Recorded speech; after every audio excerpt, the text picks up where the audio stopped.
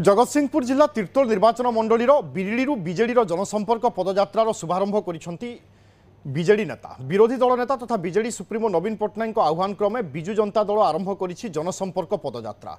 तीर्तोल निर्वाचन मंडलीर बीजेडी विधायक रमाकांत भोई नेतृत्व में बिरिड़ी ब्लॉक बीजेडी सभापति रवींद्र राउल, पूर्वतन बीजेडी जिला सभापति रवि नारायण जेना, जिला परिषद सभ्या ब्लॉक उपाध्यक्ष सहित प्राय 2000 रु अधिक कर्मी जनसंपर्क पदयात्रा सामिल होते।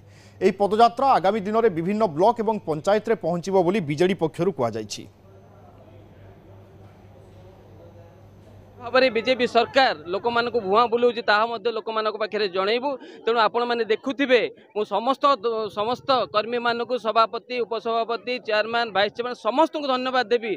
आज एत सहयोग बिरेडी ब्लॉक रे पाखापाखि 2000 ऊर्ध्व कर्मी को लेकिन आम आज शोभा यात्रा करुचु।